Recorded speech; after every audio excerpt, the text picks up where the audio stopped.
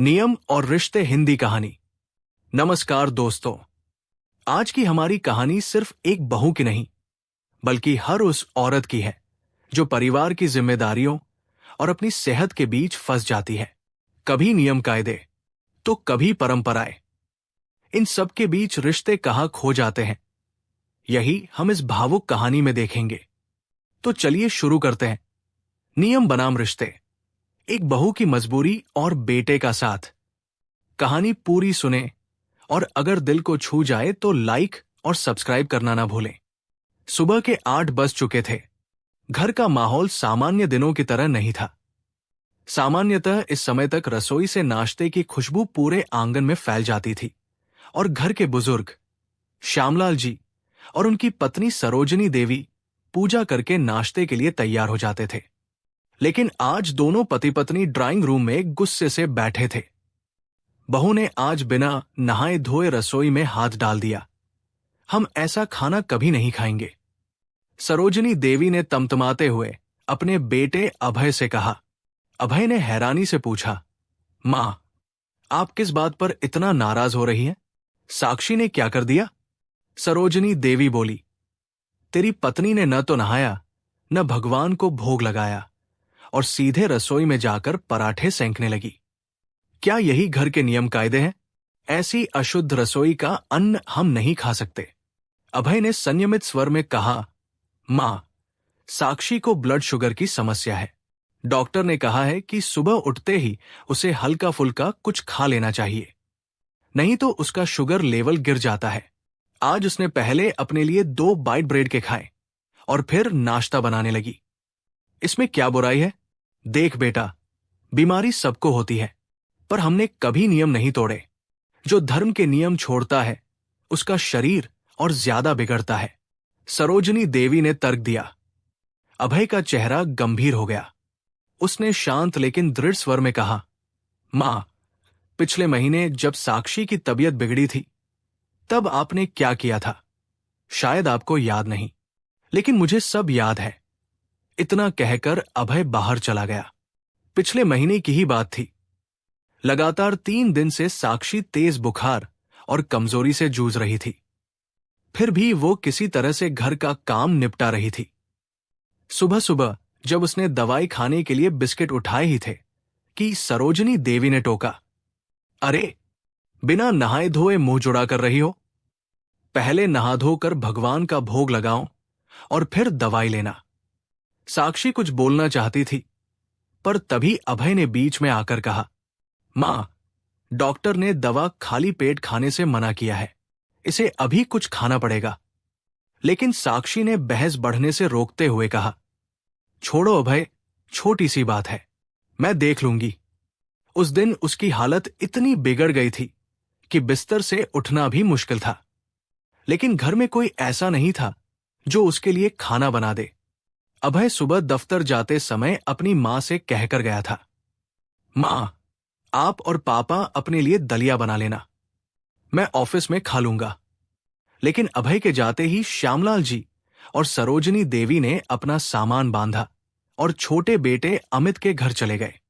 साक्षी बिस्तर पर पड़ी पड़ी सोचती रही, क्या बुजुर्गों को इतना भी ध्यान नहीं कि बहू बीमार है? ऐसे समय मदद करना तो दूर, घर ही छोड़ गए।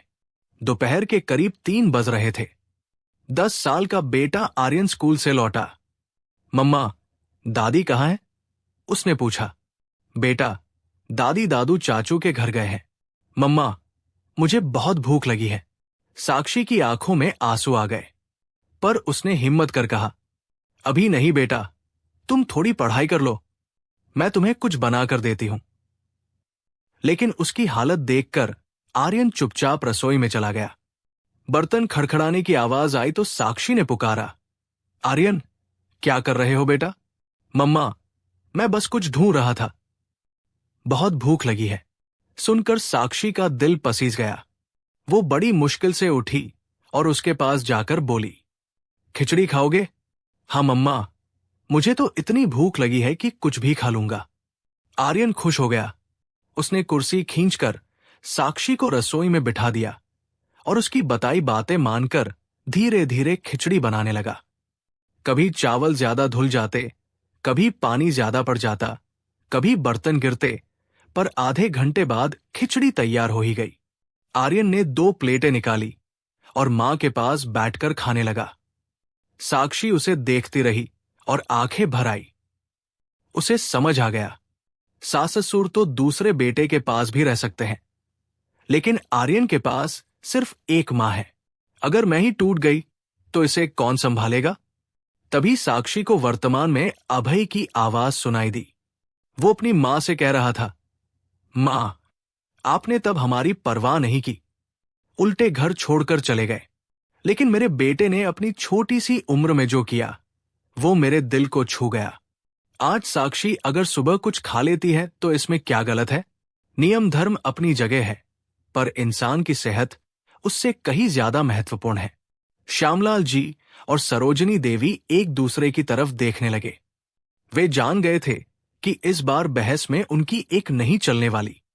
साक्षी ने कमरे से बाहर आते हुए कहा, मम्मी जी, मुझे आपके नियमों से कोई आपत्ति नहीं है, पर जब शरीर साथ नहीं दे तो हमें भी परिस्थितियों के अनुसार चलना पड़ता है।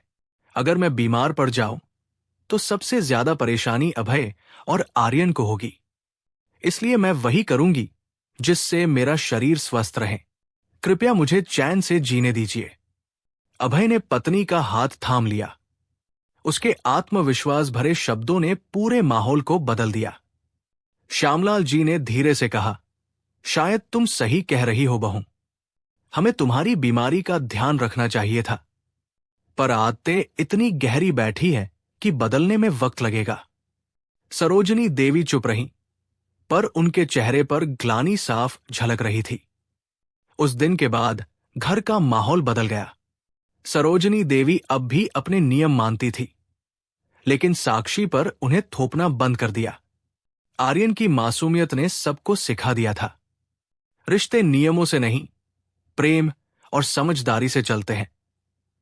और साक्षी ने मन ही मन ठान लिया था, अब से मैं अपनी सेहत और अपने परिवार की खुशी को ही सबसे ऊपर रखूंगी। आपको ये कहानी पसंद आई हो तो वीडियो को लाइक करें। नई कहानियों के लिए प्रेरक कहानी चैनल को सब्सक्राइब जरूर कर लीजिएगा। धन्यवाद।